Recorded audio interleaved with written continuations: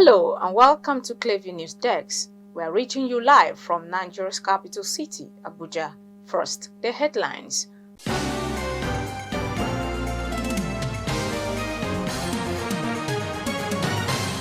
Super Eagles forward Ademola Lookman and goalkeeper Stanley Nwabali make final 5-man shortlist for CAF Player of the Year award. Cholera outbreak kills no fewer than 25 persons in 3 local government areas in Sokoto State. Lagos State government to investigate alleged defilement of 10-year-old boy by 22-year-old teacher.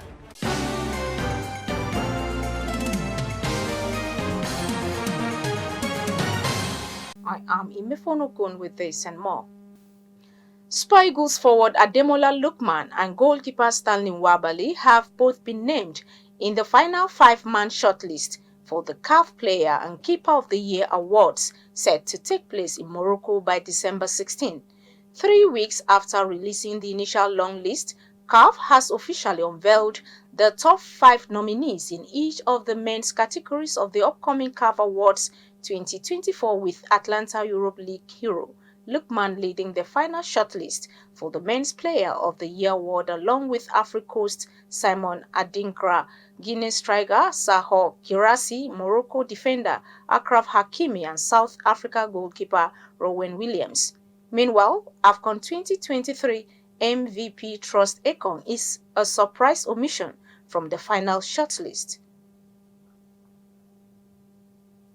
Tribute from family, friends, party leaders, business moguls, associates have continued to pour in for the deceased senator representing Anambra South Senatorial Zone, the late Senator Ifeanyi Ubah, at a service of songs and tribute night ceremony held last Thursday in Victoria Island, Lagos. Clever News gathered that the night was a moment of praise for a life well spent. The report. It was a night of sober reflection and praises for a life of sacrifice and service to humanity as family members, associates, friends and well-wishers of the late senator representing Anambra South Senatorial Zone in the Red Chamber, Ifeanyi Ubah, paid their last respect to a man who has distinguished himself to a life of diligent and committed service to the nation. We have nothing but appreciation to all who have come to mourn with us. Ifeanyi had developed a relationship that we shall remain friends with his family forever. That was why I requested for that number. Friends forever. So to Mrs. Ifeanyi Ubah and the children, our commitment to you is that we shall continue to do those things that friends do. Extending love to you, seeing to the welfare of your children, watching over you, praying for you, and asking that God henceforth should take control. Both in education, we give scholarships for undergraduate programs, postgraduate programs, both at home and abroad. He supported small businesses and market women. He contributed to health challenges. I remember even during the COVID, he set up some special centers and funded to help people. It is difficult for me to know a politician that has trusted people with his personal resources the way Ifeanyi Ubah did. With his personal resources, not government resources. He has done well. He has left us. All what we can do is to pray that God should give the family the fortitude to bear this irreparable loss. God should provide for the family. Ifeanyi Ubah, my dear friend, rest in peace.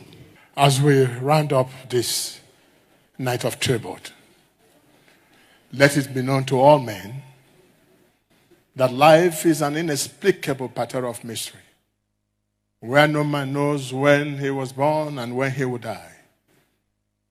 And this notorious fact is deeply rooted in the fact that every man is created by God with his works and the talent are the guides.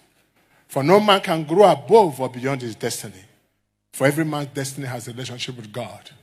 So let it be with Ifeanyi Ubah. Let it be with the Nnewi-born politician. Let it be with our brother. Let it be with the great philanthropist, the great leader, the motivator. Let it be the lover of mankind and citizen of humanity. May his soul rest in peace. Ifeanyi is gone. He's no more here. But he's still here. How? He has etched his name, his personality, in the minds of many people, especially the downtrodden in Anambra State and elsewhere, not only Anambra State. His name, Ebube Chukwuzo, means you put God first. It is sad to realize that we are not here gathered to celebrate the political victory of Ifeanyi Ubah. It is more so sad to realize that we are not here to celebrate the business progress of Senator Ifeanyi Ubah. Rather, we are here gathered to mourn his demise. Distinguished ladies and gentlemen, the ebullient and gregarious Ifeanyi Ubah is gone. Ifeanyi, my brother, good night. May your soul rest in peace, and may the Almighty grant your immediate family the fortitude to bear this irreparable loss. Ifeanyi was full of love for humanity. He was not tribal. He didn't involve himself in all those divides that try to divide humanity and our country. May his soul rest in perfect peace. Born on 3rd September 1971, Ifeanyi Ubah was a Nigerian politician and businessman who served as the senator representing Anambra South Senatorial District from 2019 until his death on 27th July 2024. He was the CEO of Capital Oil, which he founded in 2001, and a host of other businesses. Ubah passed away on 27th July 2024 after suffering from a cardiac arrest in London at the age of 52. He was survived by his wife and 5 children. The remains of the late lawmaker is expected to make its final journey for interment on Friday, November 22nd, 2024. Gloria Atta, reporting for Clearview News. The Lagos state government has announced plans to investigate the alleged defilement of a 10-year-old boy by a 22-year-old teacher identified as Louis Prosper at Blessed Peace School in Alumosho local government area of the state. Reports revealed that the suspect had enticed the survivor to the location on the pretense that he intended to take him to a spelling bee and an art competition where the minor will earn money and possibly even travel abroad, and asked him to behave like a girl and take off his trousers. Prosper thereafter assaulted the boy and threatened him not to tell anyone, assuring him that he will win the competition. Meanwhile, the spokesperson for the State Ministry of Education, Kayode Sutton, disclosed on Monday that the issue could have been addressed much earlier if the ministry had been aware of the teacher's alleged crime, adding that the appropriate department had been notified and investigation will begin. Prosecutors have alleged that Sindidi Combs has been breaking prison rules by contacting potential witnesses in his upcoming sex trafficking trial. The music mogul is accused of making relentless efforts to corruptly influence witness testimony by using other inmate telephone accounts and using three-way calls to speak to people who are not on his approved contact list.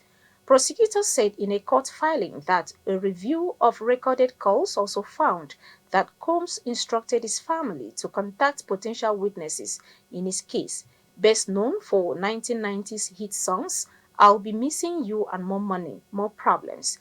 The musician has been denied bail since his arrest, with multiple judges citing a risk that he might tamper with witnesses. However, his lawyers made a renewed bid for bail last week, proposing $50 million package that will see Combs be monitored around the clock by security personnel while under house arrest.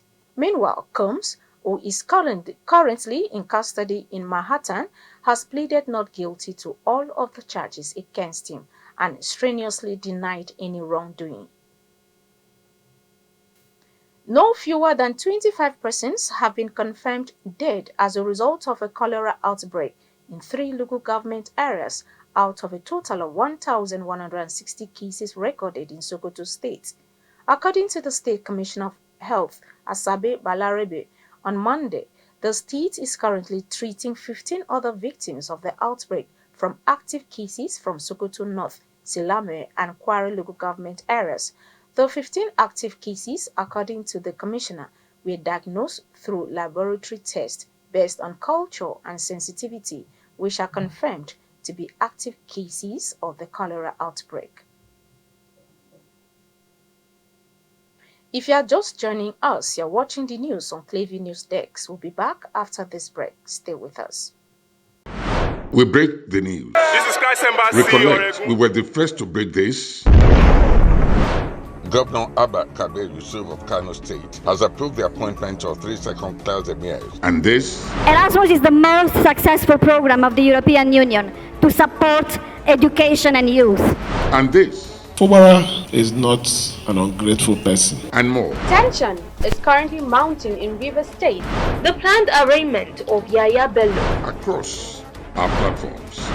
Subscribe now and you will be receiving our notifications and never left out as the news breaks on Clearview. And that's the news, but before we go, a recap of the top stories. You can follow up on latest events and happenings around you via social media platforms on Facebook, Instagram, and YouTube at Clearview News Desk or via handle on X, formerly known as Twitter, at Clearview Online.